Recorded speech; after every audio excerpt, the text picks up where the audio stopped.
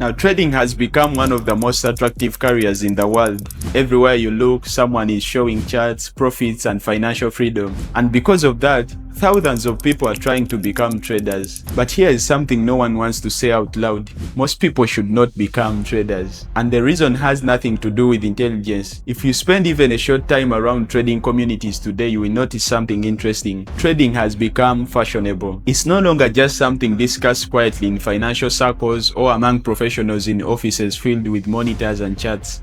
Now it lives everywhere. On YouTube, on TikTok, on Instagram, in short clips showing someone turning maybe a few dollars into thousands of dollars. And slowly, almost without realizing it, a narrative has spread. A narrative that says trading is the path. That if you're ambitious, if you're tired of working a normal job, if you want freedom, then the natural thing to do is become a trader. And because of that narrative, thousands of people enter the market every single day. But there is something that needs to be said honestly. Not everyone who wants to become a trader will become one. And before your guard goes up when you hear that, let me explain what I actually mean. Because this is not about intelligence, it's not about effort, it's not about talent. It's about why you came here in the first place. Your reason, your why. And the uncomfortable truth is that many people begin trading with a reason that simply cannot survive the reality of the market. Most people don't enter trading because they are fascinated by markets. They don't come because they are deeply curious about how global liquidity moves, how institutions position themselves, how price forms patterns over time.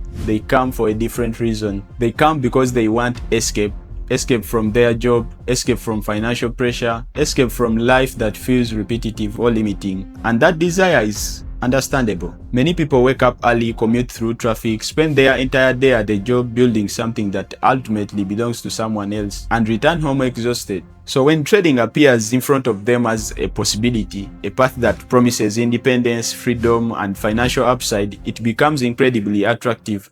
But here's the part no one talks about enough. When your reason for trading is escape, every loss becomes unbearable because it's not just a losing trade, it's a threat to the life you're trying to build. It becomes personal, and the market is a brutal place to bring your personal expectations. Because the market doesn't care why you're here. It doesn't care if you need the money. It doesn't care if you want to retire your parents. It doesn't care if you are tired of your job. It only responds to skill, patience, and discipline. And even then, it still delivers losses. So when someone arrives with a weak reason, something predictable begins to happen. They encounter their first drawdown, then the second, then the third, and slowly the emotional weight begins to build. Doubt appears, frustration appears, and eventually they conclude something must be wrong with trading, with the strategy, with themselves. But often the real issue was there in the beginning. The reason why they started was not strong enough to survive the journey. Because trading is not a shortcut, it's not a trend, and it's certainly not an easy path to freedom. It's a profession that requires years of study, psychological resilience, and the ability to operate in an environment where uncertainty is permanent. Now, this leads to another idea that people sometimes find uncomfortable.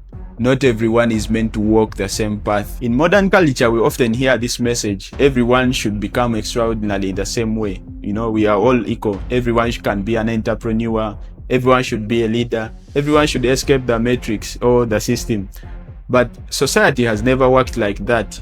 Think about the world for a moment. We need doctors who dedicate years to understanding the human body. We need engineers who design the infrastructure that cities depend on. We need electricians, plumbers, teachers, mechanics, people whose skills keep the entire system functioning. These roles are not lesser paths. They are essential. Without them, society would collapse. So the goal in life is not to chase the same identity as everyone else. The goal is to discover the path that genuinely aligns with who you are. For some people, that path might indeed be trading, but if it is, the reason must be deeper than money. It has to come from something more stable, like curiosity about markets, a fascination with probability and decision making, a willingness to sit with uncertainty and still execute calmly, a personality that can accept losses without emotional collapse. Because if your only motivation is the promise of fast financial freedom, trading will almost certainly break that motivation very quickly. The traders who last in this field, the ones who survive years, not months, are rarely here because it was trendy.